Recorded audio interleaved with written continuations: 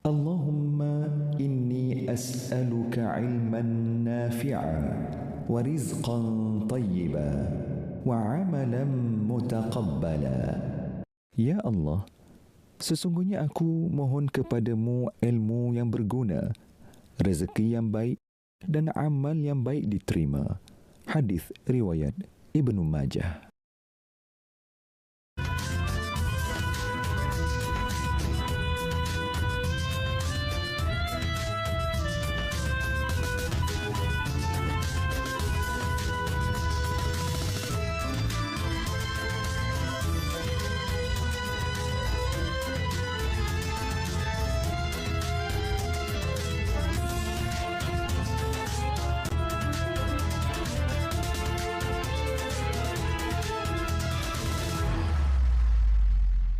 Kasih ibu tak pernah berhenti, kasih ayah penyokong diri. Tajuk pada malam ni, kasih tak bertepi, menginsafi nurani, menyucikan hati. Assalamualaikum warahmatullahi wabarakatuh. Apa khabar para penonton yang dirahmati Allah Subhanahu Wa Taala?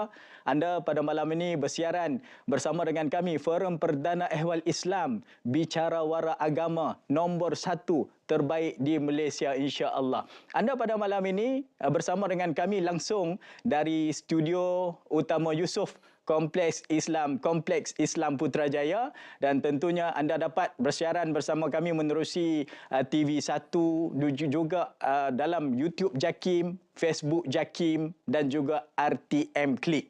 Dan kita bawakan kepada anda pada malam ni oleh Jabatan Kemajuan Islam Malaysia Jakim, tentunya dengan kerjasama RTM. Sebelum itu, sebelum kita mengorak langkah dengan lebih jauh, kita sama-sama saksikan bingkisan yang disediakan. Kasih sayang ibu bapa kepada anak adalah kasih yang tidak akan pernah pudar atau hilang sampai ke penghujungnya selagi nyawa dikandung badan. Begitulah juga sayujianya kasih seorang anak kepada ibu bapa. Namun, mampukah seorang anak menyamai kasih ibu bapa terhadapnya? Dan mampukah seorang anak menyemai kasih suci tidak berbelah bagi kepada ibu bapanya seperti mana istiqamahnya kasih ibu bapa terhadap anak?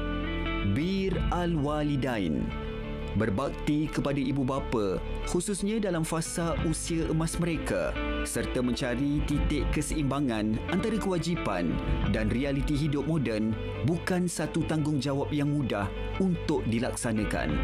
Realiti kehidupan moden membawa cabaran tersendiri dengan kekangan kerjaya, masa, ala kewangan juga. Ia menjadi dilema utama yang sering dihadapi oleh anak-anak dalam menunaikan kehidupan menjaga ibu bapa. Namun, tiada satu pun aturan dan takdir Allah tidak berpanduan. Ajaran Islam sangat membantu mereka yang bergelar anak untuk mengatasinya dan dijadikan sebagai sumber panduan dalam urusan menyantuni ibu bapa. Bila kasih tak bertepi, kita terlebih dahulu harus memahami kedudukan dan kepentingan berbakti kepada ibu bapa apabila mereka mencapai usia emas. Penjagaan terbaik adalah yang memenuhi hak-hak psikologi mereka, bukan sekadar menyediakan makanan dan tempat tinggal. Dengan kata lain, penjagaan terbaik datang daripada takwa, yakni kesedaran diri kepada Allah dan rahmah, belas kasihan kepada ibu bapa, insan istimewa yang tiada tolok bandingnya dengan orang lain. Kasih tak bertepi. Itulah tajuk kita pada malam ini, dan bingkisan yang disediakan kepada kita begitu mengharukan sekali berkaitan dengan keibubapaan, dan kita harapkan para penonton yang berada di rumah jangan tonton bersendirian. Ajak ibu ayah, ajak anak-anak semua sekali. Kita lihat sama-sama program pada malam ni Forum Perdana untuk kita memberikan pencerahan, mungkin motivasi dan juga muhasabah diri berkaitan dengan tajuk yang bakal kita bincangkan. Menarik dan lebih menarik, kita tampilkan pada malam ini 3 panelis ilmuwan yang cukup hebat untuk mencerakinkan tajuk kita pada malam ini, yang paling hampir dengan saya, sahabat lama saya, Al-Fadhil Ustaz Ilyas Ismail, pendakwah tersohor negara kita. Assalamualaikum Ustaz. Waalaikumsalam warahmatullahi wabarakatuh. Salam sikit Ustaz. Ya. Oh. Lama tak bersalam Ustaz. Itulah tu. InsyaAllah. Makin sejuk. Mak ada lagi Ustaz nah? Alhamdulillah. Alhamdulillah. Ayah Ustaz? Ayah dah tak ada. Begitulah. 2010 meninggal. Oh ya, masya-Allah, kita doakan kebaikan lah untuk ibu dan ayah Ustaz. Baik. Amin. Yang keduanya adalah Al-Fadil Ustaz Hasri Harun, pensyarah kanan Fakulti Pendidikan dan Sains Sosial Universiti Selangor. Assalamualaikum Ustaz. Waalaikumsalam warahmatullahi. Begitu Ustaz. Baik. Soalan yang sama, mak ayah ada lagi Ustaz? Ayah dah 10 tahun tak ada dah, mak ada lagi lah. Masya-Allah, itu keadaannya Ustaz. InsyaAllah. Kita doakan ayah Ustaz dirahmati Allah Subhanahu wa taala. Amin ya rabbal alamin. Begitu yang seterusnya melengkapi farmasi forum perdana kita pada malam ini, guru saya Profesor Dr. Sharifah Hayati Said Ismail, pensyarah kanan Jabatan Siasah Syar'iyah Akademi Pengajian Islam Universiti Melaya. Assalamualaikum Prof. Waalaikumsalam Ustaz. Apa khabar Prof? Baik, alhamdulillah. Alhamdulillah. Mak sihat Prof? Baik, alhamdulillah. Ayah Prof? Ayah dah tak ada juga. Begitu seadanya. Kesemuanya kita doakan ayah kepada Prof, mudah-mudahan diberkati, dirahmati Allah Subhanahu wa taala. Begitu anda para penonton yang berada di luar sana, mungkin masih lagi ada ibu dan ada ayah, jaga dan peliharalah mereka sebaik mungkin dan berjasalah kepada mereka, dan untuk kita meneruskan jasa kepada mereka dengan penuh ilmu, sama-sama kita saksikan kupasan pada malam ini. Baik, saya nak mulakan bicara forum kita pada malam ini dengan Ustaz Ilyas terlebih dahulu. Baik Ustaz, kalau boleh Ustaz jelaskan kepada kami, ada tak Al-Quran menekankan konsep kasih sayang anak atau kasih sayang anak ini terhadap ibu ayah? Baik, terima kasih. Assalamualaikum warahmatullahi wabarakatuh. Bismillahirrahmanirrahim. Alhamdulillahirabbil alamin wassalatu wassalam ala Rasulillah wa ala alihi wa sahbihi ajma'in, amma ba'du. Terima kasih sahabat saya Al-Fadil Ustaz Rahimi, Ustaz Hasri Harun dan juga Profesor Dr. Sharifah Hayati. Seterusnya rakan-rakan penonton-penonton, tak kira di mana jua anda berada, moga-moga dirahmati Allah sekalian. Ada lagu terkenal dulu kita pernah dengar, dia kata, kasihnya ibu membawa ke syurga, kasihnya ayah sepanjang masa. Sikit saja. Ya. Dia mengajar pada kita bahawa manusia pertama yang menyayangi kita adalah mak bapak kita. Sebelum semua manusia atas dunia ini mengenali siapa kita, sebelum satu dunia kenal siapa Muhammad Ilyas, mak ayahnya terlebih dahulu menyayangi, mengasihi. Maka sebab itulah, disebabkan kasihnya yang tak pernah bertepi, mak ayah kalau anak sakit, kalau dalam hati mak ayah sendirilah, biarlah aku yang sakit, jangan anak yang sakit. Kalau anak tu yang sakit, pindahkanlah sakit tu pada aku, ya Allah. Ini kasih yang dia panggil unconditional love. Cinta yang tanpa syarat dengan izin. Sebab itu dalam Quran, kalimah ataupun ayat berkaitan tentang wabil walidaini ihsana, hendaklah berbuat baik pada mak bapak. Ini banyak dalam Quran. Imam Qurtubi, Imam Ibn Katsir, Imam At-Tabari menyebutkan lebih daripada 15 kali dalam Quran seruan gagasan supaya kita mesti sayang, kasih, buat baik pada mak bapak kita. Sama ada disebut birran liwalidayhi ihsana wa qada rabbuka dan seterusnya dalam surah Al-Baqarah, surah An-Nisa, surah Isra, surah Luqman, surah Al-Ankabut, surah Al-Ahqaf, surah Maryam, Al-An'am, banyak lagi. Dan ini menunjukkan pada kita bahawa orang atau anak yang memiliki kasih atau sayang pada mak bapaknya, itu juga salah satu tanda keimanan.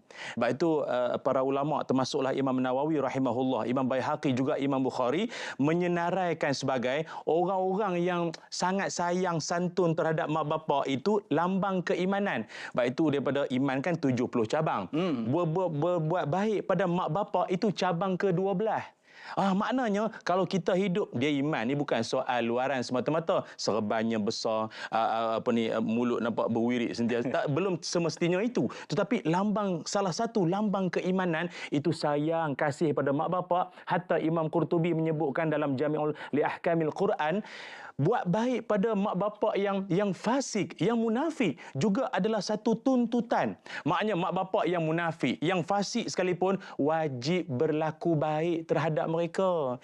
Cuma kalau dia seru ke arah maksiat syirik, janganlah ikut. Tapi berbuat baik itu tanggungjawab. Kalau dalam pesanan Imam Abu Laits As-Samarqandi dalam Tanbihul Ghafilin menyenaraikan 10 cara berbuat baik pada mak bapak. Cuma Ustaz Rahimi, saya tertarik yang 10. Dia kata as-sabru ala khuluqihima fil kibar, iaitu sabar buat baik dalam keadaan mereka sudah tua. Maknanya segala keinginan, segala hajat mak bapak, kau usahalah kok mana pun memenuhi apa dia nak. Kok tengah malam mak teringin makan aiskrim tabur kacang, carilah. Tapi mak pun ada gaul, nak kacang pun tak boleh banyak sangat.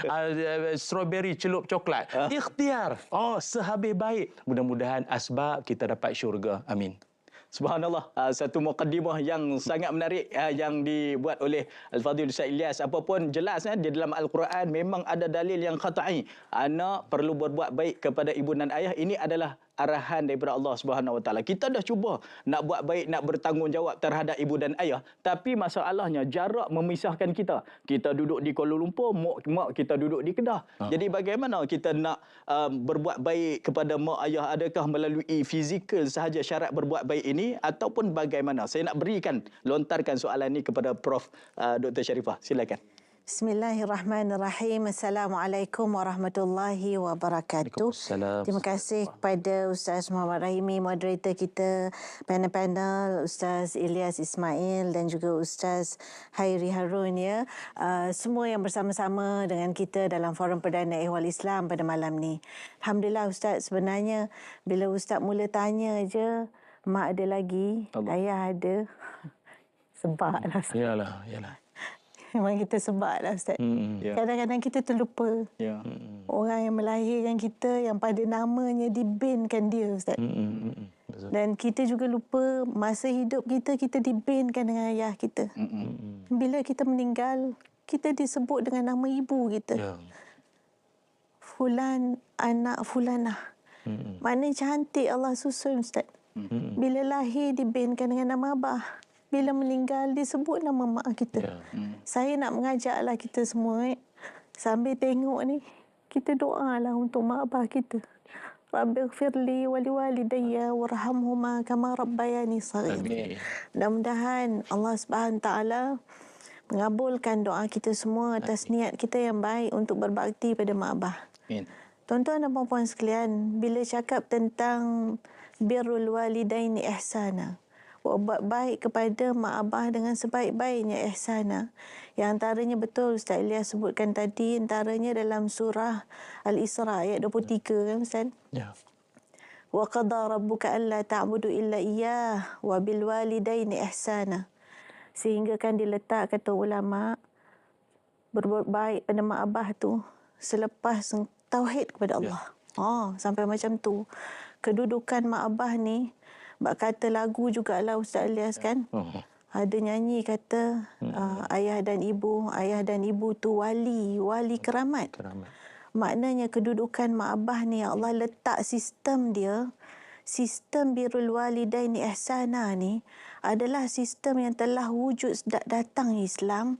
Dia terpakai dan cantik sampai bila-bila. Daripada zaman Nabi yang tak hidup zaman moden, yang tak ada apa-apa alat komunikasi.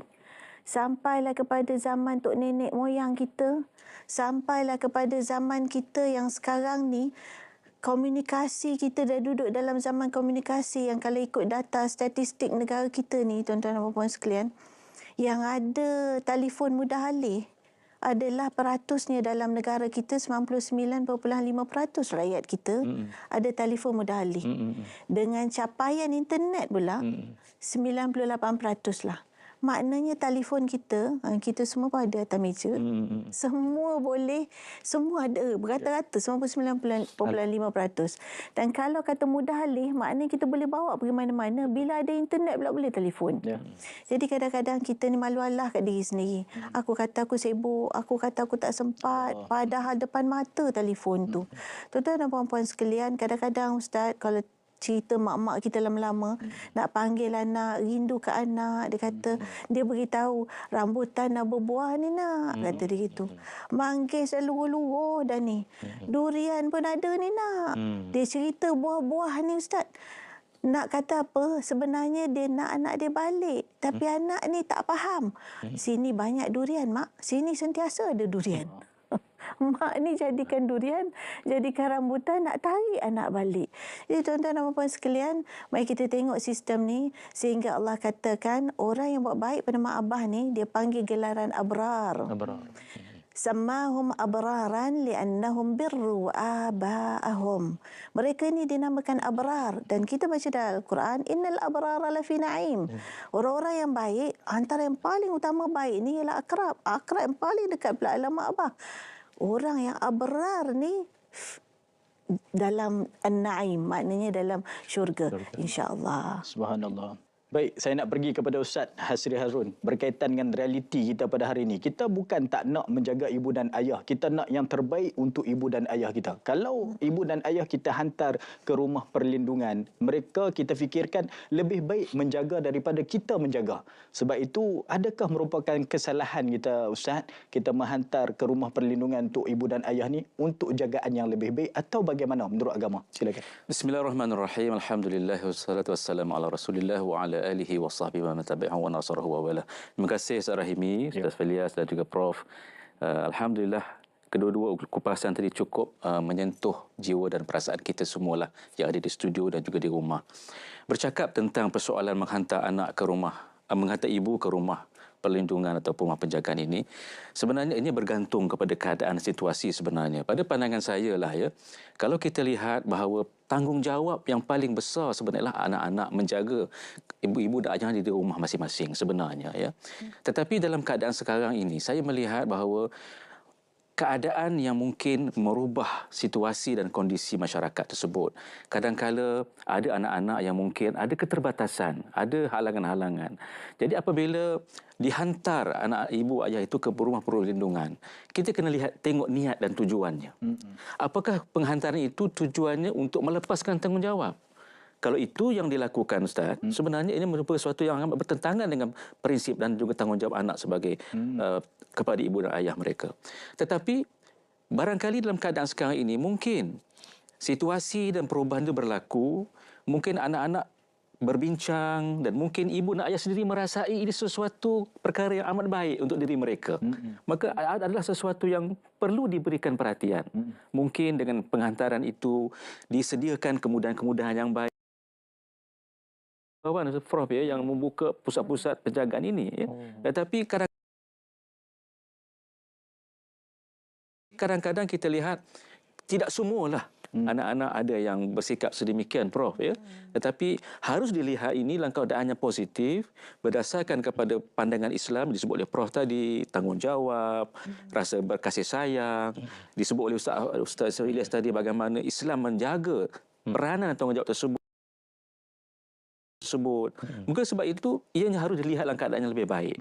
Maka sebab itulah bukanlah sesuatu kesalahan sebenarnya menghantar ibu dan ayah di tempat penjagaan, tetapi yang lebih penting adalah bagaimana kita melihat niat itu dan bagaimana anak dan juga melakukannya dengan keadaan yang benar berdasarkan pada prinsip Islam.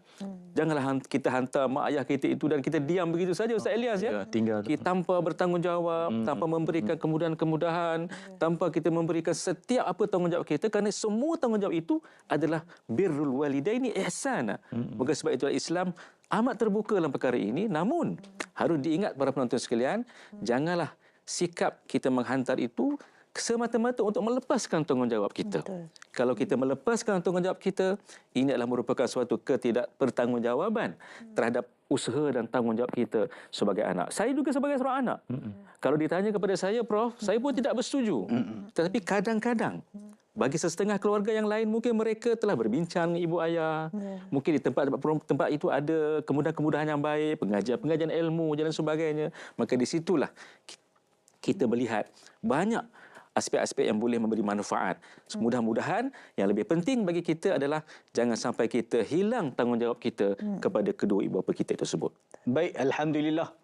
Banyak sekali dapatan ilmu kita pada malam ini. Ada yang kita tersenyum, ada yang menangis, ada yang merasakan lega kerana mungkin niat dia menghantar ke rumah ibu dan perlindungan orang tua-tua itu bukanlah merupakan kesalahan, tetapi bergantung kepada niat sebagaimana yang diperkatakan oleh Ustaz Hasri sebentar tadi. tadi. Apapun tuan-tuan penonton, kita tarik nafas ketika, kita relax dulu, tenang-tenang dulu. Kita berhenti rehat seketika, kembali selepas ini.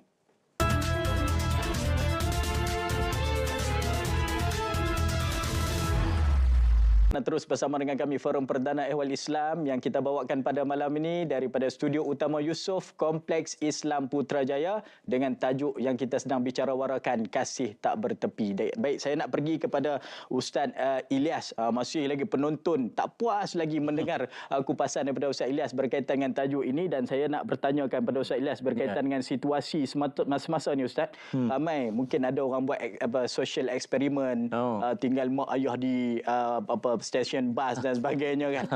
Dan ada yang betul-betul mak ayah ditinggalkan di stesen bas. Ada yang sanggup pukul mak ayah, tak bagi makan mak ayah. Kita fikir-fikir logik lah, kenapa sampai hati orang macam tu. Apa sebenarnya berlaku pada masyarakat kita pada hari ini Ustaz? Apa silapnya kita Ustaz? Baik, terima kasih Ustaz Rahimi. Para penonton yang dirahmati Allah Ta'ala sekalian.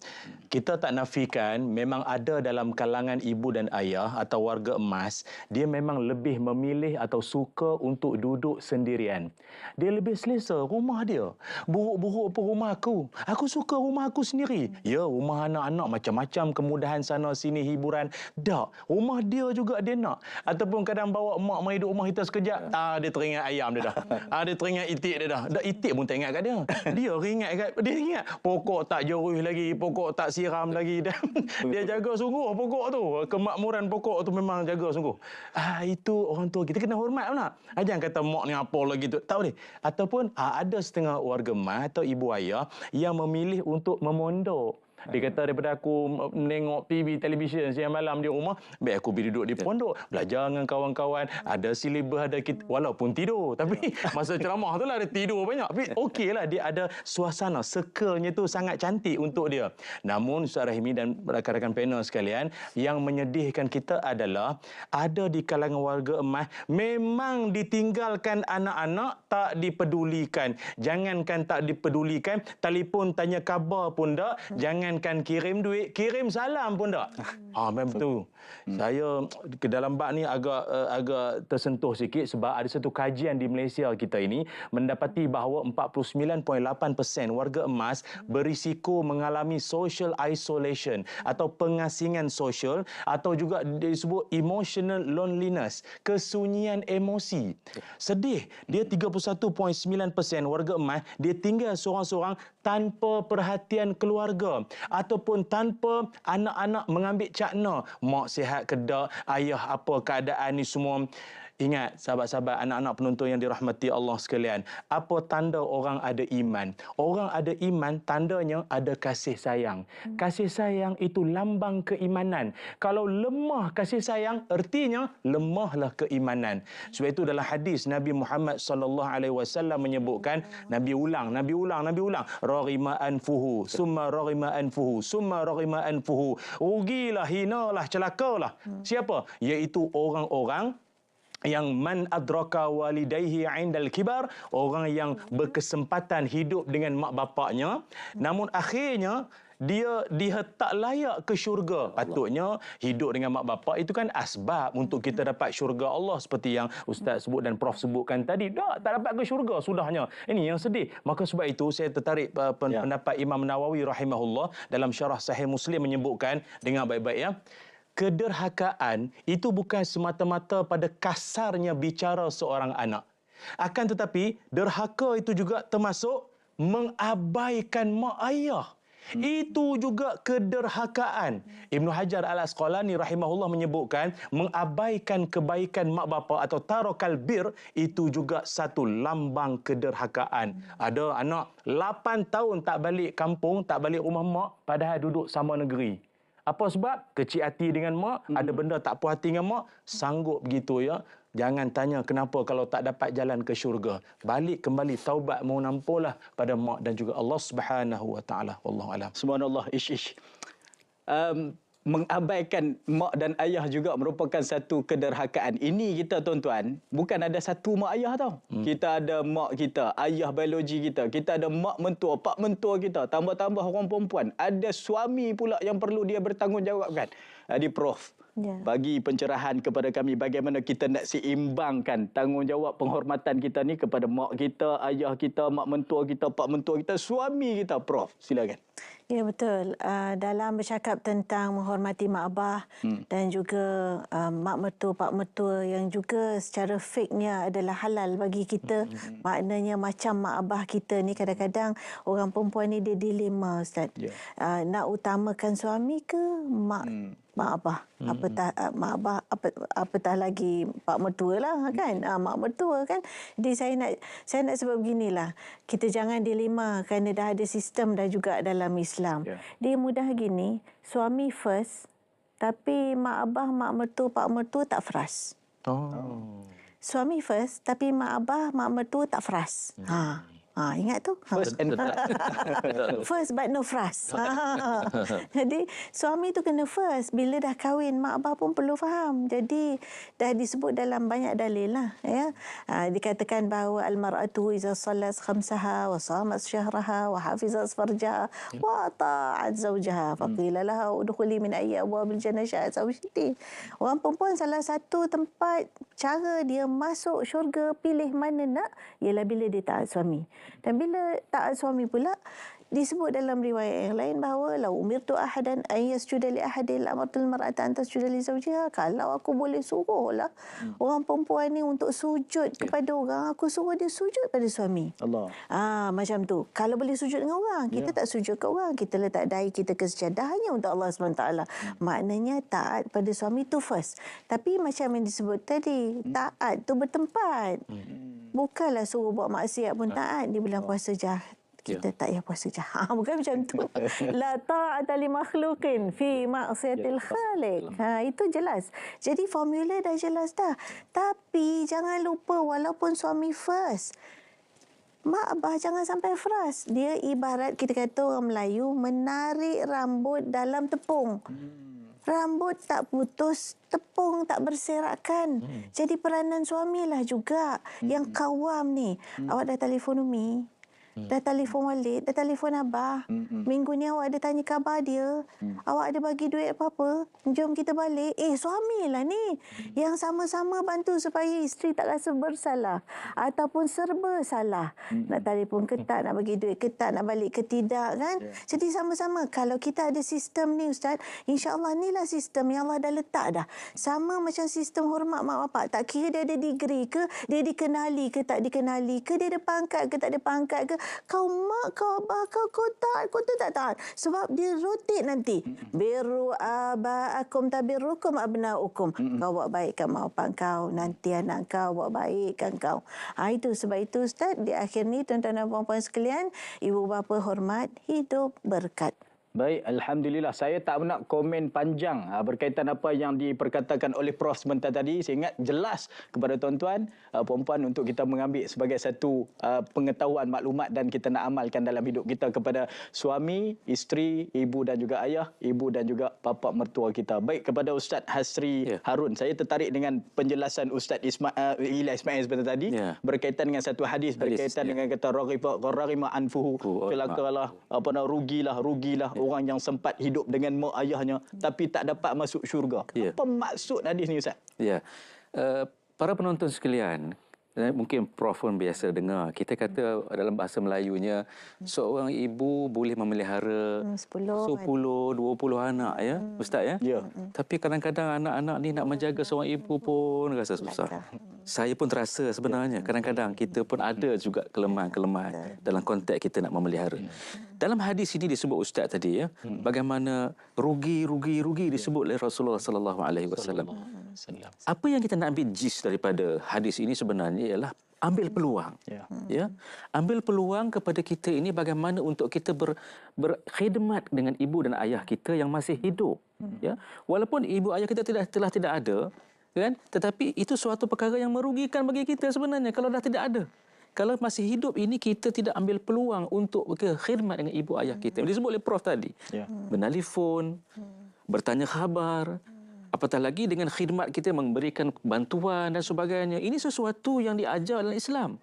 Bagaimana untuk kita nak memberikan rasa kasih dan sayang itu bukan semata-mata memberikan barangan, tetapi keprihatinan dan kasih sayang itu dalam bentuk cinta dan juga keprihatinan hasrat hati kita. Dan ini sesuatu yang saya sangat tersentuh dengan hadis ini kerana kadang-kadang ramai di kalangan kita melihat bahawa kita berkhidmat itu dengan cara kita memberi barangan, memberikan segala benda, wang ringgit.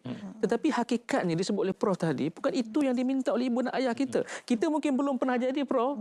Kita anak masih kecil.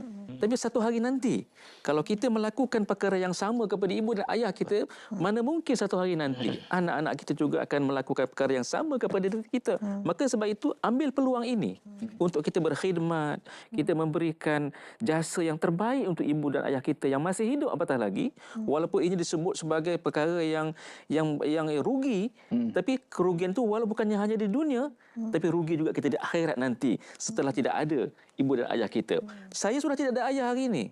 Saya merasa sangat rugi kerana saya tidak ada ruang untuk berkhidmat melainkan berdoa kepada Allah Subhanahu Wa Taala. Tetapi Allah masih memberikan saya seorang ibu.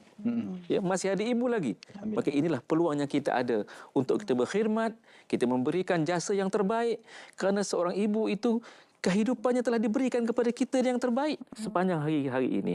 Maka inilah peluangnya, Ustaz, untuk sama-sama kita berkhidmat, membakti demi untuk mencapai keberkatan dan keredaan Allah Subhanahu Wa Taala. Baik, khidmatlah kita untuk ibu dan ayah kita sehingga ibu dan ayah kita redha kepada kita. Redha ibu dan ayah, dapatlah redha daripada Allah Subhanahu Wa Taala, insya-Allah jaminan syurga untuk kita. Apapun, tuan-tuan puan-puan, kita berhenti rehat seketika, sekali lagi kembali selepas ini.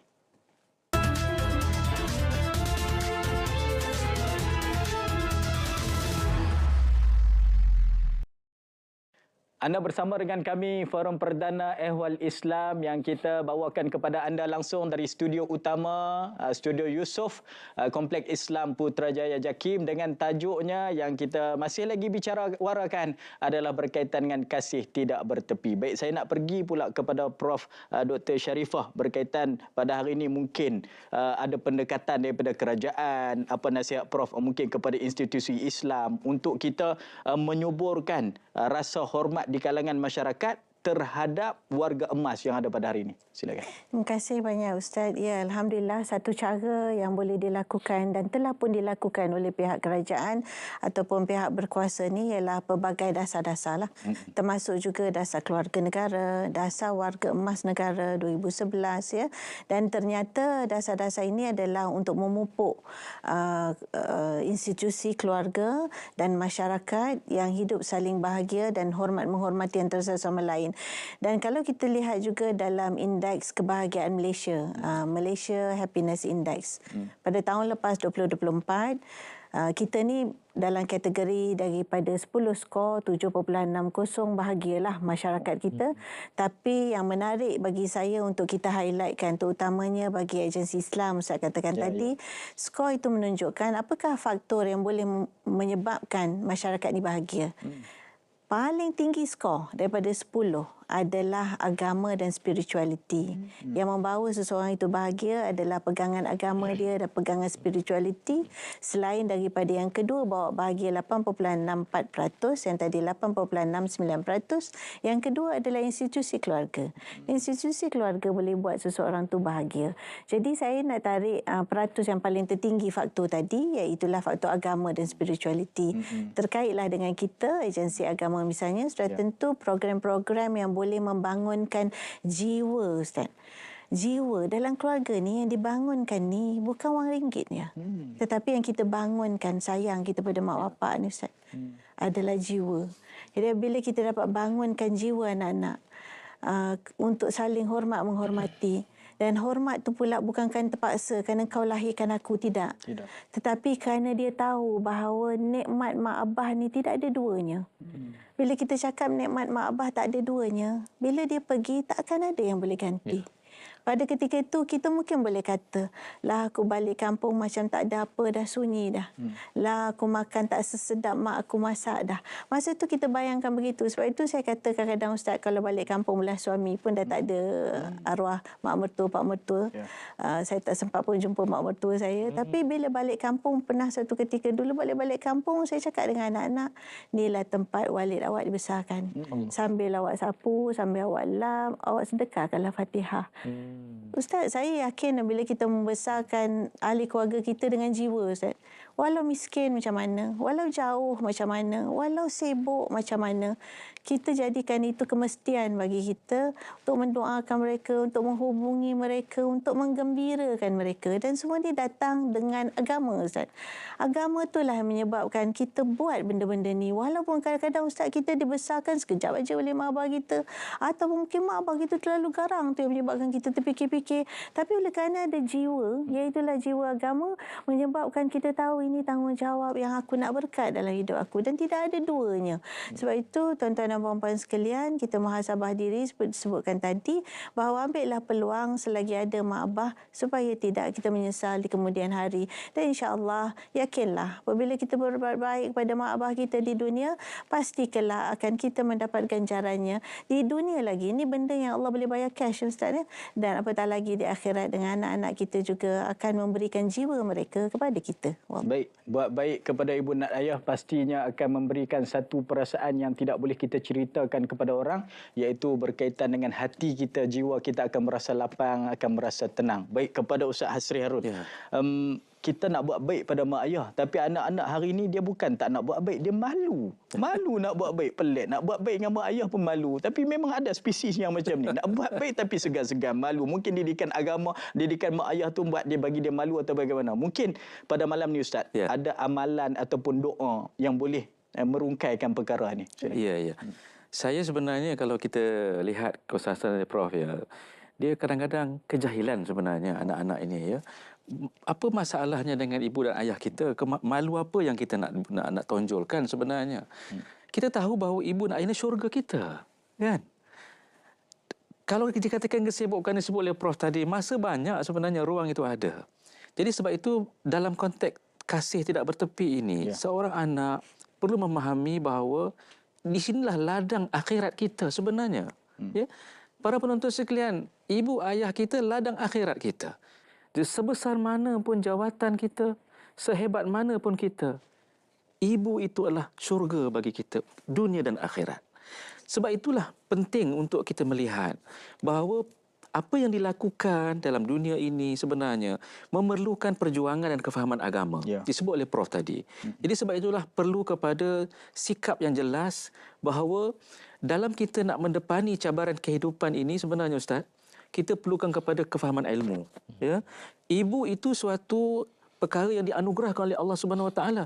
Disebut tadi kalau kita tidak berbakti kepada ibu kita, kepada ayah kita, kita menjadi orang yang rugi. Bukan hanya rugi di dunia, Prof, ya, rugi di akhirat. Maka sebab itulah beruntunglah bagi mereka yang masih ada ibu dan ayah.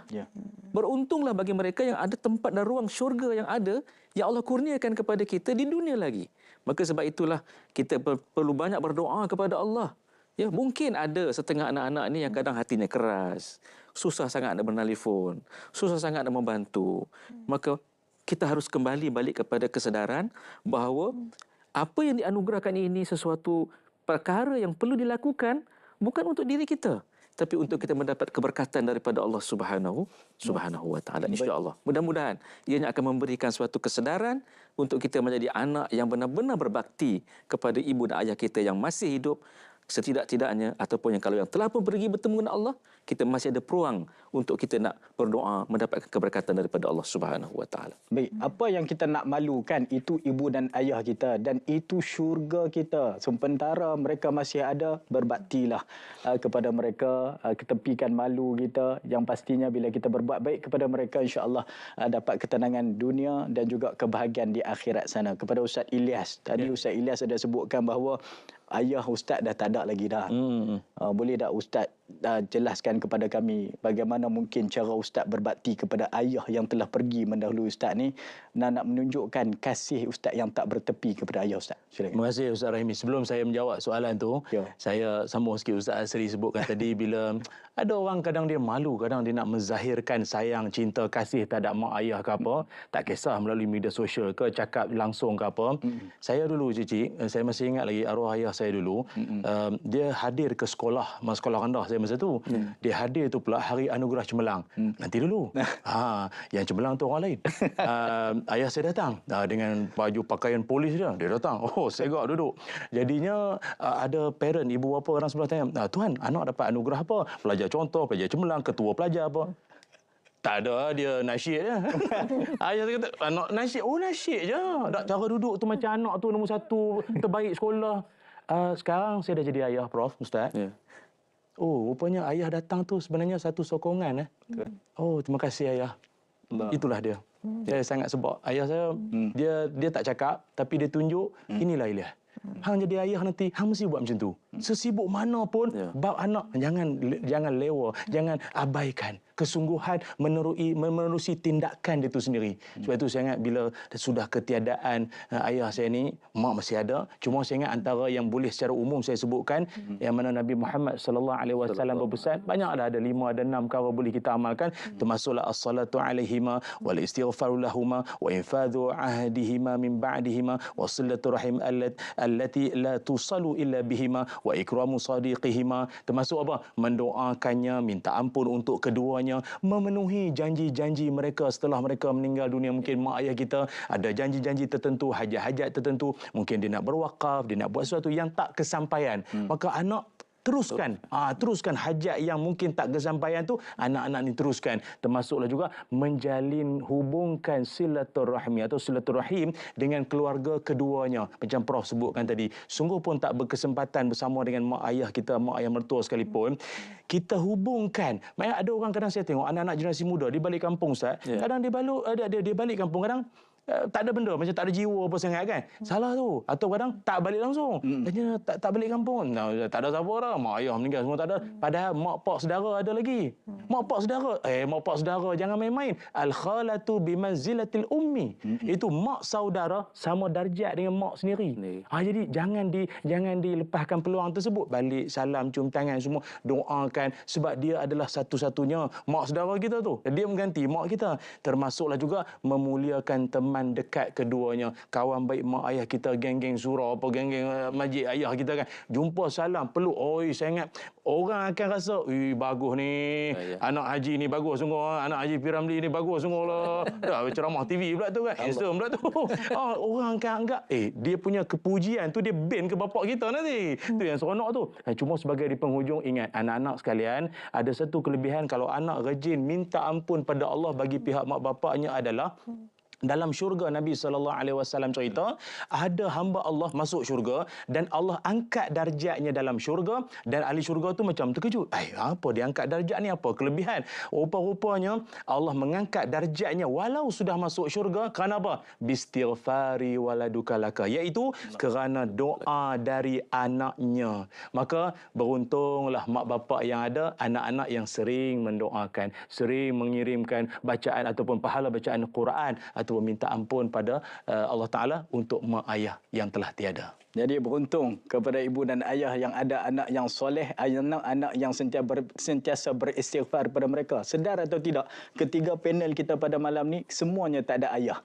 Ustaz Ilyas tak ada ayah, Ustaz Hasri Harun tidak ada ayah, Prof pun tidak ada ayah. Tapi ayah-ayah mereka ni pasti penuh saham akhirat mereka. Amin. Kerana beroleh anak-anak yang soleh sebegini. Apapun, tuan-tuan, para penonton yang dirahmati Allah Subhanahu Wa Taala, kita berhenti rehat seketika sekali lagi. Kita akan kembali selepas ini.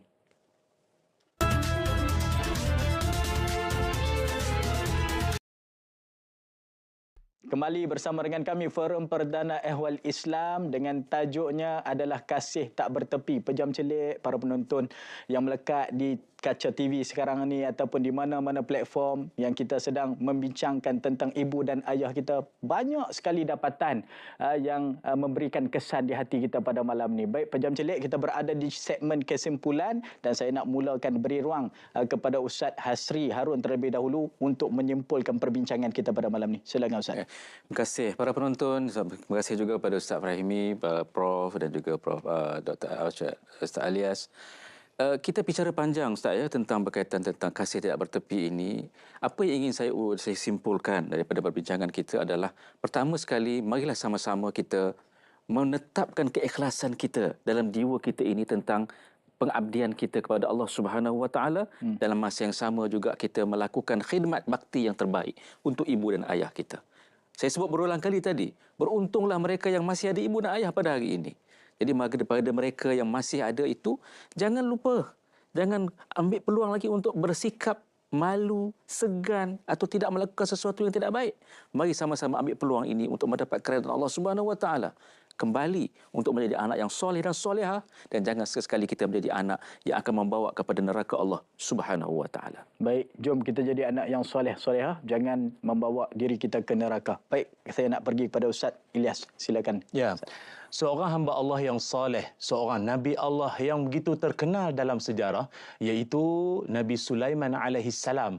Nabi Sulaiman sangat terkenal sebagai seorang yang memiliki begitu banyak keistimewaan. Dia nabi, dia raja, dia kaya, dia punya kekuasaannya mutlak dan macam-macam lagi.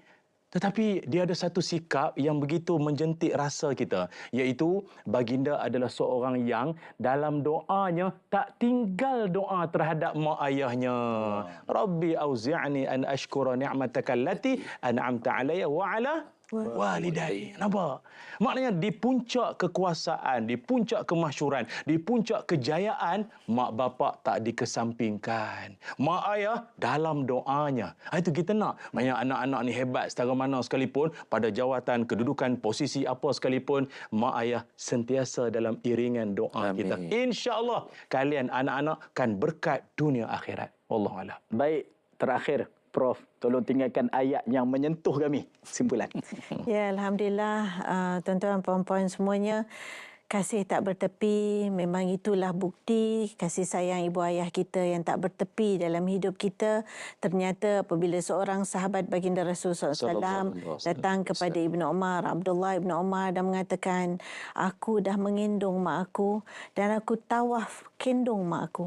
Adakah dengan aku kendong mak aku tawaf ni, itu telah menunjukkan aku telah berbakti kepada mak aku? Maka kata Ibnu Umar, la wala bizafratin wahidah. Tidak, walaupun dengan satu hembusan nafasnya ketika yakni dia melahirkan kamu, kamu tidak akan mampu untuk membalasnya. Dengan sebab itu, jangan jemu-jemu, berbaktilah kepada orang tua kita. Mudah-mudahan semampunya, seikhlasnya kata Ustaz tadi, seboleh-bolehnya, mudah-mudahan Allah berkati hidup kita semua. Baik, Alhamdulillah, itu kata-kata akhir sebagai kesimpulan kita pada malam ini daripada Profesor Dr. Sharifah Yati. Dan apapun, saya pada malam ini mengucapkan terima kasih kepada tiga ilmuwan kita, guru-guru kita, panel kita pada malam ini telah pun memberikan satu pencerahan yang terbaik, mungkin muhasabah dan juga maklumat penting dalam hidup kita, bagaimana kita nak mencapai menjadi orang yang soleh dan mendapat hati yang tenang. Dan terima kasih juga penghargaan terutama kepada Jabatan Kemajuan Islam Malaysia JAKIM atas penganjuran Forum Perdana yang terbaik ini, dan juga terima kasih kepada RTM, rakan kerjasama kita, dan tentunya saya mengucapkan terima kasih mewakili kru penerbitan Forum Perdana pada malam ini, iaitu Saudara Hadi. Dan akhir kata daripada saya adalah tanda seseorang anak yang soleh itu adalah dilihat sejauh mana dia mengingati ibu dan ayahnya di dalam doanya setiap kali lepas solatnya. Doa ini bukan sekadar tanda ingatan, tetapi dia merupakan tanda kasih yang tidak bertepi. Cukup sekadar itu. Saya Ustaz Rahimi P. Ramli mengundurkan diri. Assalamualaikum warahmatullahi wabarakatuh. Waalaikumsalam.